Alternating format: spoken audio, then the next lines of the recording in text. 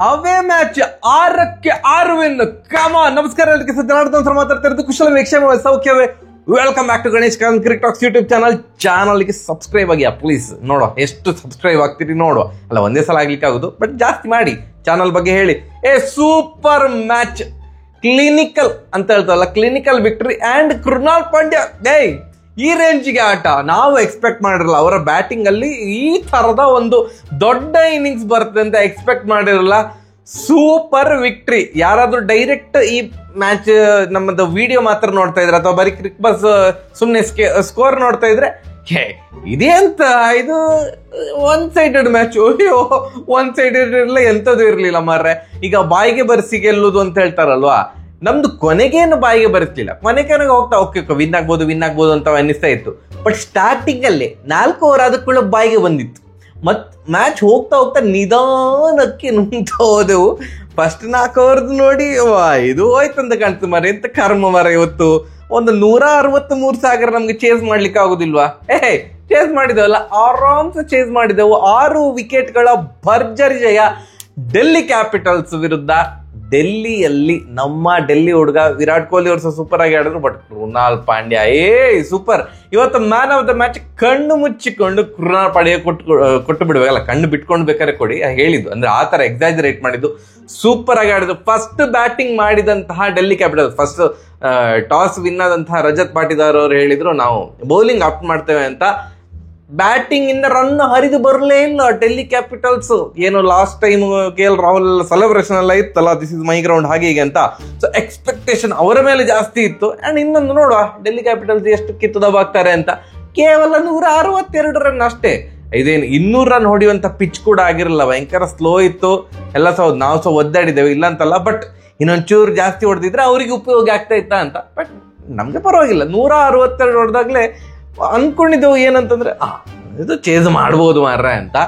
ಅವರದು ಇವತ್ತು ನಮ್ಮ ಎಕ್ಸ್ RCB ಕ್ಯಾಪ್ಟನ್ ಆಗಿದ್ದಂತಹ ವಾಪಸ್ ಏನು ಡುಪ್ಲೆಸಿಸ್ ಅವರು ವಾಪಸ್ ಡೆಲ್ಲಿ ಕ್ಯಾಪಿಟಲ್ಸ್ ತಂಡದ ಪ್ಲೇಯಿಂಗ್ 11 ಅಲ್ಲಿ ಕಾಣಿಸ್ಕೊಂಡ್ರು. ಅವರು ಫಿಟ್ ಆಗಿದ್ದಾರೆ ಅಂತ. ಬಟ್ ಅವರ ಇನ್ನಿಂಗ್ಸ್ ನೋಡಿದಾಗ ಯಾರಿಗೆ ಖುಷಿ ಆಯ್ತಿಲ್ಲೋ ಗೊತ್ತಿಲ್ಲ, RCB ಫ್ಯಾನ್ಸಿಗೆ ಭಾರಿ ಖುಷಿ ಆಯ್ತು. ವಾವ್, ಇದೇನಿದು ಒಳ್ಳೆ ಟೆಸ್ಟ್ ಮ್ಯಾಚ್ ಆಗ್ತಾ ಉಂಟು, ವೆರಿ ಗುಡ್ ಅಂತ. ಯಾಕಂತಂದ್ರೆ ಅಭಿಷೇಕ್ ಪೊರೆಲ್ದು ಆಟ ಭಾರಿ ಚಂದ ಐತಪ್ಪ. ಏನು ಫಸ್ಟ್ 2 ಓವರಲ್ಲಿ 25 ರನ್ ಹೊಡಿಸ್ಕೊಂಡಿದ್ರು ಭುವನೇಶ್ವರ್ ಕುಮಾರ್ ಅವರು. ಕೊನೆಗೆ ಮ್ಯಾಚ್ ಟರ್ನ್ ಮಾಡಿದ್ ಕೂಡ ಅವರೇ ಬೌಲಿಂಗ್ ಅಲ್ಲಿ. ಅದು ಮತ್ತೆ ಹೇಳ್ತೇನೆ, 11 ಬಾಲ್ಗೆ 28 ಅಭಿಷೇಕ್ ಪೊರೆಲ್ ಅವರು ಹೊಡಿತಿದ್ದಾಗ ಡೆಲ್ಲಿ ಪಿಚ್ ಇದು ಒಂದು 200 ಮೇಲೆ ಪಕ್ಕ ಹೊಡಿತಾರೆ ಅಂತ. ಅವ್ರು ಔಟ್ ಆದದ್ದೇ. ಹೇಸಲ್ ವುಡ್ ಅವರು ಅವ್ರನ್ನ ಔಟ್ ಮಾಡಿದ್ದು. ಅದಾದ ಮೇಲಿಂದ ಒಂದು ರನ್ ಗತಿಯಲ್ಲಿ ಡಬಾರ್ ಅಂತ, ಏನು 6th ಗೇರ್ ಇದ್ದದ್ದು 1st ಗೇರ್ ಏನು ಡಮ್ ಅಂತ ಬಿದ್ದೋಯ್ತು ರನ್ ರೇಟ್. ಮಿಡ್ಲ್ ಓವರ್ಸ್ ಅಲ್ಲಿ ಅಂತೂ ತಿಣುಕಾಡ್ತಾ ಇದ್ದಾರೆ. ಕರುಣ್ ನಾಯರ್ ಅವರು 4 ರನ್ ಹೊಡೆದದ್ದು ಅಲ್ಲಿ ಅವ್ರು ಔಟ್ ಆದ್ರು. ಸೊ ಏನು ಡುಪ್ಲೆಸಿಸ್ ಮತ್ತೆ ರಾಹುಲ್ ಅಣ್ಣ ಸೇರಿಕೊಂಡು ಅಂದ್ರೆ ಓವರ್ ನಿಧಾನಗತಿ ಆಟಕ್ಕೆ ಮುಂದಾದ್ರ ಅಂತ ಈಗ ಅವರು ಪರಾಮರ್ಶಿಸ್ಕೊಳ್ತಾ ಇರ್ಬೋದು. ಅವ್ರದ್ದು ಇನ್ನಿಂಗ್ಸ್ ಎಲ್ಲ ಮೆಲ್ಕ್ ಹಾಕಿದಾಗ ಇದು ಸ್ಲೋ, ಓಕೆ ನಮ್ದು 2 ವಿಕೆಟ್ ಹೋಗಿತ್ತು, ನಿಧಾನಕ್ಕೆ ಆಡ್ಬೇಕಿತ್ತು, ಯಾಕೆ ಓವರ್ ನಿಧಾನ ಆಯ್ತಾ ಅಂತ ಅವರು ಅನ್ಕೊಳ್ಬಹುದು. And super bowling middle overs ಅಲ್ಲಿ ಕೃಣಾಲ್ ಪಾಂಡ್ಯ ಮತ್ತೆ ಸುಯೇಶ್ ಶರ್ಮಾ ಅವರು ಹೀಗೆ ಕಟ್ಟಿ ಹಾಕಿಬಿಟ್ರು ಡೆಲ್ಲಿ ಕ್ಯಾಪಿಟಲ್ಸ್ ಅವ್ರನ್ನ. ಯಾಕಂದ್ರೆ ಕೃಣಾಲ್ ಪಾಂಡ್ಯ 4 ಓವರ್ಗೆ 28 ರನ್ ಕೊಟ್ಟರೆ, ಸುಯೇಶ್ ಶರ್ಮಾ ಅವರು 4 ಓವರ್ಗೆ ಐ ಥಿಂಕ್ 23 ರನ್ ಕೊಟ್ಟರು. ಸೂಪರ್ ಆಗಿ ಬಾಲ್ ಹಾಕಿದ್ರು. ಸುಯೇಶ್ ಶರ್ಮಾ ಅವರಿಗೆ ವಿಕೆಟ್ ಸಿಗ್ಲಿಲ್ಲ, 22 ರನ್ ಬಿಟ್ಟು ಕೊಟ್ಟರು ಸುಯೇಶ್ ಶರ್ಮಾ ಅವರು. ವಿಕೆಟ್ ಸಿಗ್ಲಿಲ್ಲ ಅವರಿಗೆ, ಬಟ್ ಒಳ್ಳೆ ಬೌಲಿಂಗ್. ಅಂಡ್ ಕೃಣಾಲ್ ಪಾಂಡ್ಯ ಅವರು 1 ವಿಕೆಟ್ ತೆಗೆದ್ರು. ರಾಹುಲ್ ಅಣ್ಣ ಒದ್ದಾಡಿದ್ರಪ್ಪ ಇವತ್ತು. ಅವರು ಒಂದು 41 ರನ್ ಹೊಡೆದ್ರು, ಬಟ್ 39 ಬಾಲ್ ತಗೊಂಡ್ರು. ಇನ್ನೇನು ಗೇರ್ ಚೇಂಜ್ ಆಗ್ಬೇಕು ಅನ್ನೋ ಗೇರೆ ಕಟ್ಟಾಗಿ ಹೋಯ್ತು. ಅವರ ಇನ್ನಿಂಗ್ಸೇ ಮುಗ್ದೋಯ್ತು. ಏನೋ ಮಾಡೋದು. ಅದಾದ್ಮೇಲೆ ಬೇರೆಯವ್ರೆಲ್ಲ ಟ್ರೈ ಮಾಡಿದ್ರು, ಸ್ಟಬ್ಸ್ ಟ್ರೈ ಮಾಡಿದ್ರು, ವಿಪ್ರಾಜ್ ನಿಗಮ್ ಟ್ರೈ ಮಾಡಿದ್ರು. ಇದನ್ನ ಏನ್ ರನ್ ರೇಟ್ ಜಾಸ್ತಿ ಮಾಡ್ಲಿಕ್ಕೆ ಸ್ಟಬ್ಸ್ ಬಂದು 18 ಬಾಲ್ಗೆ 34 ಹೊಡೆದದ್ದು. ಮತ್ತೆ ವಿಪ್ರಾಜ್ ನಿಗಮ್ ಅವರು 6 ಬಾಲ್ಗೆ 12 ರನ್. ಅದರಲ್ಲಿ ಒಂದು ರನ್ ಇದು ಏನು ಓವರ್ ಥ್ರೋ ಬೇರೆ ಬಂತು, ಅಲ್ಲಿ ರನ್ನೇ ಇರಲಿಲ್ಲ. ಇವರು ಥ್ರೋ ಹಾಕಿದ್ರು, ಯಾರು ನಮ್ಮ ಪಾಟಿದಾರ್ ಅವರು ಥ್ರೋ ಹಾಕಿದ್ರು. ಕೊಹ್ಲಿ ಅವರು ಹಿಡಿಲೇ ಇಲ್ಲ. ಕೊಹ್ಲಿ ಅವರು ಹಿಡಿಲಿಕ್ಕೆ ಹೋಗಿ ಅದು ಎಕ್ಸ್ಟ್ರಾ ಅಲ್ಲಿ ಓವರ್ ಥ್ರೋ ಆಗಿ 4 ಹೋಯ್ತು. ಆ ತರ ಎಲ್ಲ ರನ್ ಬಂತು. ಭುವನೇಶ್ವರ್ ಕುಮಾರ್ ಬಗ್ಗೆ ಮಾತಾಡ್ತಿದ್ನಲ್ಲ, ಫಸ್ಟ್ 2 ಓವರ್ಗೆ 25 ರನ್ ಹೊಡಿಸ್ಕೊಂಡಿದ್ದಂತಹ ಭುವನೇಶ್ವರ್ ಕುಮಾರ್ ನೆಕ್ಸ್ಟ್ 2 ಓವರ್ ಆ ಡೆತ್ ಓವರ್ ಅಲ್ಲಿ ಬಂದು 2 ಓವರಲ್ಲಿ 8 ರನ್ ಕೊಟ್ಟು 3 ವಿಕೆಟ್ ತೆಗೆದ್ರು. ಸೂಪರ್ ಅಪ್ಪ. ಅದೇ 1 ಓವರ್ ಅಲ್ಲಿ ಆಶುತೋಷ್ ಶರ್ಮಾ ಅವ್ರನ್ನ ಬೌಲ್ಡ್ ಮಾಡಿದಂತ ಒಂದು ಬೌಲ್ ಇಂಪ್ಯಾಕ್ಟ್ ಪ್ಲೇಯರ್ ಆಗಿ ಬಂದಿದ್ರು ಆಶುತೋಷ್ ಶರ್ಮಾ 11 ಓವರ್ಗೆ ವಿಕೆಟ್ ಹೋದಾಗ. ಆ ಓವರಲ್ಲಿ ಅದೇ ಸೇಮ್ ಓವರಲ್ಲಿ ಆಶುತೋಷ್ ಶರ್ಮಾ ಅವ್ರನ್ನ ಸ್ವಲ್ಪ ಬೋಲ್ಡ್ ಮಾಡಿದ್ರು. ಸೂಪರ್ ಸ್ಲೋವರ್ ಬಾಲ್ ಗೊತ್ತೇ ಆಗಲ್ಲ ಆಶುತೋಷ್ ಶರ್ಮಾ ಅವರಿಗೆ. ಅವ್ರು ಸ್ವಲ್ಪ ನೋಡ್ಲಿಕ್ಕೆ ನನ್ನ ತರ ಇದ್ದಾರೆ ಅಂತ ಸುಮಾರು ಜನ ಹೇಳ್ತಾರೆ. ಆಕ್ಚುಲಿ ಇದು ಸಂತೆಯಲ್ಲಿ ಚಿಕ್ಕ ವಯಸ್ಸಿಗೆ ಅವರು ಕಳೆದೋಗಿದ್ರು. ನಾನು ಅಣ್ಣ ಆಗ್ಬೇಕು ಅವರು, ಯಾರಿಗೆ ಹೇಳ್ಬೇಡಿ, ನಂಗೆ ಸುಮ್ಮನೆ ರೂಮರ್ ಸ್ಪ್ರೆಡ್ ಮಾಡ್ಲಿಕ್ಕೆ ಇಷ್ಟ ಇಲ್ಲ. ಸಖತ್ ಬಾಲ್ ಅದು. ಅಣ್ಣನಿಗೆ ಎಂತ ಅದು ಉತ್ತರವೇ ಇರಲ್ಲ, ಪ್ರಶ್ನೆಗೆ ಉತ್ತರವೇ ಇರಲ್ಲ. ಪ್ರಶ್ನೆ ಅಷ್ಟು ಕಷ್ಟ ಇತ್ತಂತ ಕಾಣ್ತದೆ. ಅಂಡ್ ಒಳ್ಳೆ ಬೌಲಿಂಗ್ ಎಫರ್ಟ್ ಇಂದ ಲಾಸ್ಟ್ ಒಂದು 3 ಓವರ್ ಹೊಡಿಸ್ಕೊಂಡ್ರು, ಇಲ್ಲ ಅಂತಲ್ಲ. ಹೇಸಲ್ವುಡ್ ಅವರ ಓವರಲ್ಲಿ 17 ರನ್ ಬಂತು, ಮತ್ತೆ ದಯಾಳ್ ಅವರ ಓವರಲ್ಲಿ 19 ರನ್ ಬಂತು. ಬಟ್ ಭುವನೇಶ್ವರ್ ಕುಮಾರ್ ಅವರು ಕಂಟ್ರೋಲ್ ಮಾಡಿದ್ರು. 20 ಓವರ್ಗೆ 162 ರನ್ಗೆ 8 ವಿಕೆಟ್ಗಳನ್ನ ಡೆಲ್ಲಿ ಕ್ಯಾಪಿಟಲ್ಸ್ ಕಳ್ಸ್ಕೊಂಡ್ರು. ನಮ್ದೇನು ಚೇಂಜ್ ಸ್ಟಾರ್ಟ್ ಆಯ್ತು ಇವತ್ತು. ಬೈ ದ ವೇ, ಸಾಲ್ಟ್ ಅಣ್ಣ ಅವರಿಗೆ ಜ್ವರ ಇದ್ದ ಕಾರಣ ಜೇಕಬ್ ಬೆಥಲ್ ಅವರನ್ನ ತಂಡದಲ್ಲಿ ಇನ್ಕ್ಲೂಡ್ ಮಾಡಿದ್ರು. ಅಂಡ್ ಓಪನಿಂಗ್ ಅವ್ರದ್ದು ಸ್ಟಾರ್ಕ್ ಅವರ ಬೌಲಿಂಗ್ ಅಲ್ಲಿ ಒಂದು 6 ಮತ್ತೆ ಒಂದು 4 ಹೊಡೆದ್ರು. ಬೆಥೆಲ್ ವಾವ್ ನೈಸ್ ಫ್ಲಿಕ್ ಅನ್ನು ಅದೇ ಸಕ್ಕತ್ತಾಗಿದೆ. ಅದು 2 ಶಾಟ್ ಭಾರಿ ಚಂದದ ಹೊಡೆತ. ಒಂದು ಒಳ್ಳೆ ಗತಿಯಲ್ಲಿ ಓಪನಿಂಗ್ ಹೋಗ್ತಾ ಇತ್ತು. 6 ಬಾಲಿಗೆ 12 ರನ್ ಹೊಡೆದು ನಮ್ಮ ಬೆಥೆಲ್ ಅಣ್ಣ ಔಟ್. ಅಕ್ಷರ್ ಪಟೇಲ್ ಓವರ್ ಹಾಕ್ಲಿಕ್ಕೆ ಬಂದದ್ದು. ಆ ಓವರ್ ಅಲ್ಲಿ ಬೆಥೆಲ್ ಔಟ್, ಮತ್ತೆ ಪಡಿಕಲ್ ಡಕ್ ಇಂಪ್ಯಾಕ್ಟ್ ಪ್ಲೇಯರ್ ಆಗಿ ಆ ಕಡೆಯಿಂದ ಆಶುತೋಷ್ ಶರ್ಮಾ ಏನು ಚಂದ ಮಾಡಿ ಆಡ್ಲಿಲ್ವೋ ಹಾಗೆ ಈ ಕಡೆಯಿಂದ ಪಡಿಕಲ್ ಡಕ್ ಔಟ್ 2 ಬಾಲ್ಗೆ 0. ಆಗ ಒಂದು ಸ್ವಲ್ಪ ಟೆನ್ಷನ್ ಕ್ರಿಯೇಟ್ ಆಯ್ತು, ಇದೆಂತ ಮಾರ ಅಂತ. ಇನ್ನೇನು ಟೆನ್ಷನ್ ಮುಗಿಯೋಷ್ಟರಲ್ಲಿ 5ನೇ ಓವರ್ ನಡೀತಾ ಉಂಟು. ಆ ಓವರಲ್ಲಿ ರಜತ್ ಪಟಿದಾರ್ ಅವರು ಸುಮ್ಮನೆ ಕೊಹ್ಲಿ ಅವರು ಹೀಗೆ ಹೊಡೆದು ಒಂದು ಸ್ಟೆಪ್ ಮುಂದೆ ಬಂದ್ರು. ಅಣ್ಣ ಬಂದಾಯ್ತು, ರಜತ್ ಪಟಿದಾರ್ ಬೇಡ ಅಂತ ಕೊಹ್ಲಿ ಅವರು ಹೇಳಿದ್ರು. ಬಟ್ ಅಷ್ಟೊತ್ತಲ್ಲಿ ಇದು ಯಾರು ನಮ್ಮ ಕರುಣ್ ನಾಯರ್ ಅವರು ಬಾಲ್ ಹಿಡಿದು ಪಟಾರ್ ಅಂತ ಥ್ರೋ ಮಾಡಿ ಡೈರೆಕ್ಟ್ ಹಿಟ್. ಏನು ಫ್ರೇಮಲ್ಲೇ ಇಲ್ಲ ರಜತ್ ಪಾಟಿದಾರ್ ಅವರು. 26ಕ್ಕೆ 3 ವಿಕೆಟ್ ಕಳೆದುಕೊಂಡು ಭಾರಿ ಸಂಕಷ್ಟದ ಸ್ಥಿತಿಯಲ್ಲಿದ್ದಂತಹ RCB ತಂಡ ಆವಾಗ ಕೃಣಾಲ್ ಪಾಂಡ್ಯ ಅವ್ರನ್ನ ಅಪ್ ದ ಆರ್ಡರ್ ಕಳಿಸಿದ್ರು. ಓಕೆ, ಅದು ಅಂಡರ್ಸ್ಟ್ಯಾಂಡಬಲ್. ಯಾಕಂತಂದ್ರೆ ನಮ್ಮ ನೆಕ್ಸ್ಟ್ ಬ್ಯಾಟ್ಸ್ಮನ್ ಏನ್ ಬರ್ತಿದ್ರು usually Jitesh Sharma, Tim David, Romario Shepherd, ಇವರೆಲ್ಲ ಒಂಥರ ಹೊಡೆಬಡಿಯ ಆಟಗಾರರು. ಈಗ ನಮ್ಗೊಂದು ನಿಂತ್ಕೊಂಡು ಆಡುವಂತ ಆಟಗಾರ ಬೇಕಿತ್ತು. ಅಂಡ್ ಟಾರ್ಗೆಟ್ ಕೂಡ ಅಷ್ಟೇನು ಜಾಸ್ತಿ ಇಲ್ಲದಿರುವ ಕಾರಣ ಒಂದು ಮತ್ತೆ right hand left hand combination ಕೂಡ ವರ್ಕ್ ಆಗ್ಬೋದು ಅಂತ ಕೃಣಾಲ್ ಪಾಂಡ್ಯ ಅವ್ರನ್ನ ಕಳಿಸಿದ್ರು. ಒಂದು ಸ್ವಲ್ಪ ಹೊತ್ತು ತನಕ, ಒಂದು 12 ಓವರ್ ಆಗೋ ತನಕ ಟೆನ್ಷನ್ ಆಗಿತ್ತು. ಯಾಕೆ ಇವರನ್ನು ಕಳಿಸಿದ್ರು? ಆ ಕಡೆಯಿಂದ ಕೊಹ್ಲಿ ಅವರು ಒದ್ದಾಡ್ತಿದ್ದಾರೆ, ಈ ಕಡೆಯಿಂದ ಕೃಣಾಲ್ ಪಾಂಡ್ಯ ಅವರು ಒದ್ದಾಡ್ತಿದ್ದಾರೆ. 10 ಓವರ್ ಆಗಿದೆ. ನಮ್ಮ ಸ್ಕೋರ್ ಆಗಿದ್ದದ್ದು 10 ಓವರಿಗೆ 59, 10 ಓವರಿಗೆ 62 ರನ್ ಏನಾಗಿತ್ತು ಮಾರ, ಅಥವಾ 63 ರನ್ ಕರೆಕ್ಟ್, ಅಥವಾ 64 ಆ ತರ ಇತ್ತು ಮಾರ. ನೆಕ್ಸ್ಟ್ 10 ಓವರ್ಗೆ ನಮ್ಗೆ 100ರ ಹತ್ರ ರನ್ ಬೇಕಿತ್ತು. ಆಗ ಟೆನ್ಷನ್ ಆದದ್ದು ಅಂತ. ಹೌದು, ಇವರು 10 ಓವರ್ಗೆ 64 ರನ್ ಹೊಡಿದ್ದಾರೆ, ಇನ್ನು 99 ರನ್ ಹೇಗೆ ಹೊಡಿತಾರೆ ಮಾರ್ರೆ? ಒದ್ದಾಡ್ತಿದ್ದಾರೆ, ಇಬ್ರು ಸಹ ಒದ್ದಾಡ್ತಿದ್ರು ಟು ಬಿ ಆನೆಸ್ಟ್. ಅದಾದ್ಮೇಲೆ ಕೃಣಾಲ್ ಪಾಂಡ್ಯ ಅವರ ಆ ಒಂದು ಆಟ ಹೊರಹೊಮ್ಬಿತು.